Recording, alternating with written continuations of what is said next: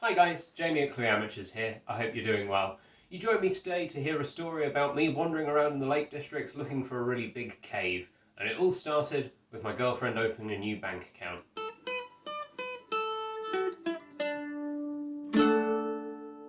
Okay, so weirdly cryptic opening, but forgive me, it's a true story. So my girlfriend opened a new bank account, and one of these kind of random perks it came with was she got a free magazine subscription. And she looked through the list of magazines she could subscribe to and didn't like any of them. So she said, oh, well, you can get a subscription with it to this magazine. This is Trail magazine, which is like a hiking magazine. Did I want it? And I've gone, oh yeah, that'd be lovely, thank you. And so we started receiving these magazines, and they're full of overpriced kit reviews and walks that are miles from where we live that we'll never get round to doing. And towards the end of February, weirdly early, the April edition turned up with this picture on the front. And it read, "Explore more, how to experience the Lake District mountains like you never have before. Just don't forget your head torch." And I thought, oh, that sounds interesting. So I flicked to that feature, and it had this picture. That looks awesome, I thought. This is a picture of Cathedral Cave in Little Langdale in the Lake District. My girlfriend and I go to the Lake District loads to visit her family because that's where she's from. And I thought, well, while we're up there, why don't we try and find this cave? So I read the account, I looked at the pictures, and I thought, yeah, great, we'll go there. It's not the best set of directions ever, but I'm sure we'll find it. And so we mentioned this to her parents, and they were off that day, so they were like, oh yeah, we'll all go. So they drove us there, and we drove past Grasmere, and there were American F-15 fighter jets training over the lake, which was pretty awesome.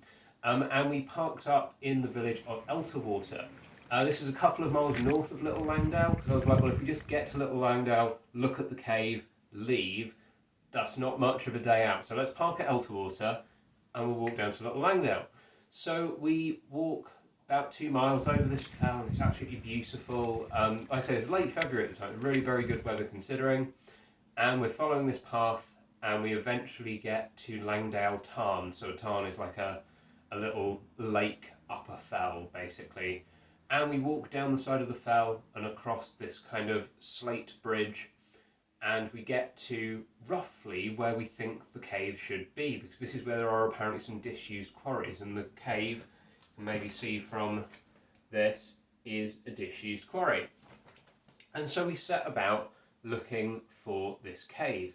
And I start off, I head up this bit where I think the disused quarry workings are, and I find what would have been a cavern at some point, but it has now collapsed. And I'm like, hang on a minute, is this it? Only to realise that no, this is not it. And so we set about wandering around on this fell, trying to find the Cathedral Cave.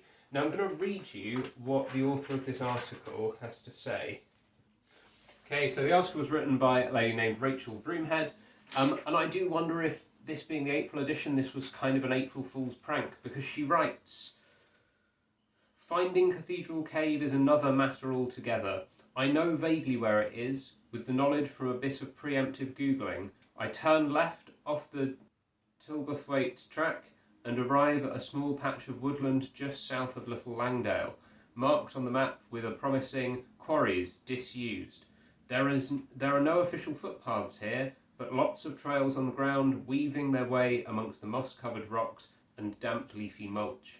A blackbird's song is the only sound accompanying my confused shuffling up and down the paths as I turn myself about in the quest for the cave, each time coming up short. Eventually, on weary legs, I come across a little handmade sign on a broad track.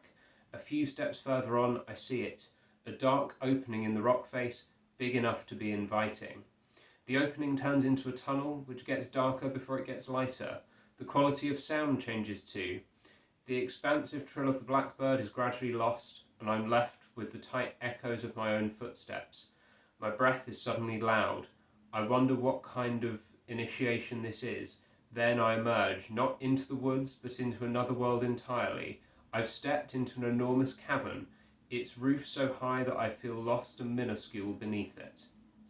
So she gives a pretty impressive account of the cave, but she makes it sound like it's very hard to find, and so we assumed it was very hard to find, and following some other bits of her article, we walk out to the east and then south a bit further around this fell, and we don't find the cave because that's not where the cave is. I mean, it's a lovely walk. Maybe walk another 3 miles before my girlfriend's parents say, look, we're tired, we're turning back. And then maybe another mile after that before my girlfriend says, look, I'm tired, I'm turning back.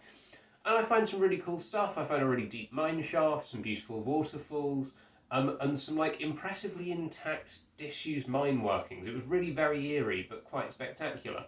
Anyway, we give up. This was where I was going to end the video. I was going to be like, I'll do this as a two-parter. I'll go back in the summer and I'll find the cave. So we follow the little river back towards Little Langdale, and we go across this other stone footbridge next to a ford, when I hear a local lady speaking to a tourist, and she's saying, oh yeah, it's just over there at the top of that hill. And I turned to her and go, you're not talking about the Cathedral Cave, are you? And she went, yeah. And I went, no, it can't be that easy to find. It was that easy to find. So we walk back along the path a little way. So if you're watching this to try and find the Cathedral Cave, make sure you're on the bit of path between the 2 footbridges that cross the river. And you will find a sign that looks like this. I'll put the sign on screen now. Go up the hill, and you will find a tunnel that leads into the cave. The cave, I'm sure you'll agree with both myself and the author of the trail article, is quite spectacular. Once you've had a good look in there, it'll probably be full of tourists with their dogs and their children, but it's still pretty spectacular. Head outside, walk further up the hill, and you can look in through the great big opening. And it really is, as I've said, quite spectacular. Quite spectacular.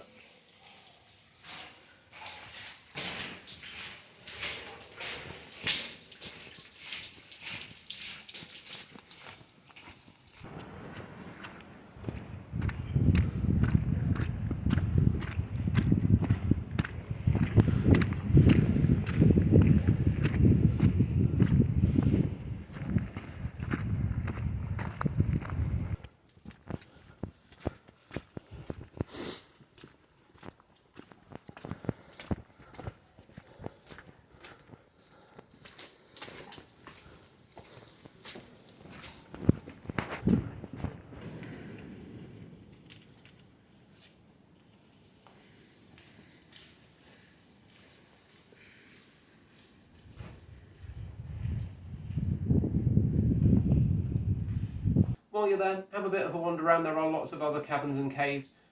Here is some footage of one of them. There are kind of some stone steps cut into the rock, but it had been incredibly wet. We were all very tired at this point, and I didn't really fancy slipping to my death, so maybe I'll pop back there at some point in the summer. But that was my adventure looking for Cathedral Cave near Little Langdale. So remember, if you're looking for it, go to Little Langdale, cross the river by one of the 2 bridges, make sure you're on the bit of path between them, find the sign, up the hill, there's the cavern. And it really is spectacular. I would thoroughly recommend visiting, but please don't follow the directions in here. They're just not very good. Anyway, hopefully you've enjoyed my account of me looking for this cave and the footage of the cave, and maybe you'd even like to go and visit. That's about all for today. I've been Jamie, this has been Clue Amateurs. Thank you for watching. Please do comment, like, subscribe, and I'll see you next time.